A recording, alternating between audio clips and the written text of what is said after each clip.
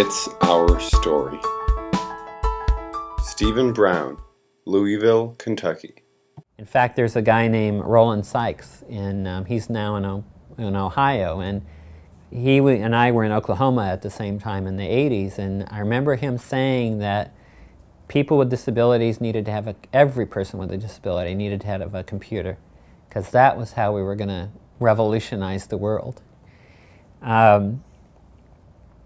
So all of that stuff is sort of a backdrop to, in the late 1980s, I was working at an independent, actually I was directing an independent living center in Norman, Oklahoma, Oklahoma, and as a historian I'd been really interested in reform movements, and I was interested in U.S. history in the time period from the Revolution to World War I. And so I was interested in slavery and the Civil Rights Movement. I was also interested in other kinds of reform. And somehow, and I really can't pinpoint this, although I have a thought about it, somehow I started to get the idea of talking about and looking at what was called disability culture. And my guess is that I got that from the Disability Rag. And there was an article in the mid-80s called Emotion and Pride. Big letters, capital letters for emotion and pride. And Mary Johnson, who was one of the people who started the Disability Rag, interviewed this lady named Carol Gill. And Carol Gill's in Chicago, and she's a psychologist who has a disability. And she talked about, in this article, which I know because I've gone back and reread it a bunch of times, she talked about how people with disabilities had a culture of our own, and that we learned about it from each other, because for most of us, we couldn't learn about it in our families, because most of us grew up in families or were part of families where there weren't other people with disabilities, or there weren't people who identified as people with disabilities. And the Disability Rag in this time also did another thing. They had a cartoon, and they had a character called, well, the cartoon was called Disability Cool. So, and I think the character was Disability Rat. So there were all these cartoons in every issue. Anyway, I think that sort of infiltrated my consciousness, and in the late 80s I started talking about disability culture. And it was a very interesting experience. The first 2 times I did that publicly were within weeks of each other. One was the National Council on Independent Living, which is an association of independent living centers, had a conference in Washington, and I wanted to do a presentation. So I forget what I called it, but it was essentially about telling stories. And I knew that I'd have a better chance of getting that presentation accepted if I had people more well-known than me who were co-presenting with me. So I very briefly met Judy Heumann, and I contacted her and asked if she'd co-present. And I had met and knew a little bit.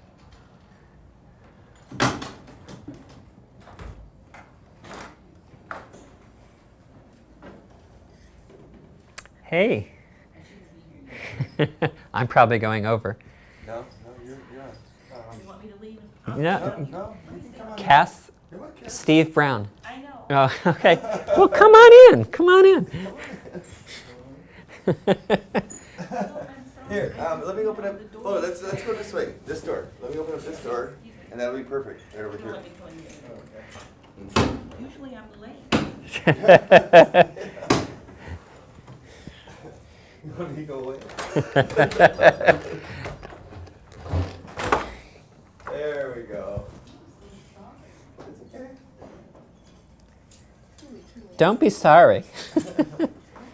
Be a good audience, make smiles or boos or whatever. Will you stay and do the same for me? I'd love to, but I'm actually having dinner at 6. However, the review of your book is coming out in the next issue. Thank you. I'll be quiet. God knows when the next issue is coming out. Okay, so, but it is coming out in the next issue. Okay, so the other person, want me to just keep going? Yeah. The other person was Justin Dart, who I did know some at that point. We'd had some experiences together. So Judy and Justin and I did this presentation at a Nickel meeting. This was in 1990. And or 89 or 90, one of the two. And it was really fascinating. I talked about the walkout, which you might want to hear about later, when we walked out of our independent living center in the mid-'80s over the issue of consumer control. And Judy talked about her experiences as a child at a camp, and how for her that was really when she was empowered as a child with a disability, because she met a lot of other people with disabilities. And Justin talked about the ADA, because that's pretty much what Justin talked about in those days. But what was really interesting about that was that we very purposely left about half of the time for the audience to participate. And it was a pretty big room, and it was full. And what was really amazing was it looked like every single person in that audience wanted to talk and talk about their stories. And so it was really clear that we were onto something just by having people talk about their stories. And then I flew from there and I went to Tulsa, and we were having a statewide conference on independent living. And we decided to talk about disability culture. So we had a panel of about 6 people, and this is kind of what we did. We had these people in a room, meaning the panelists and the people who were watching, and I think I started and I said, well, I've been thinking about this idea of disability culture, and this is what I think it is, and this is why I think it's a good thing, and we just want to talk a little bit about it. And then somebody else went on and said, well, I don't know if disability culture is such a good thing, and this is why. And then somebody else said, well, it might be a good thing, it might not be a good thing. And you know, when we had this conversation, but once again, people were really passionate in their responses. And this is actually what happened in the early days.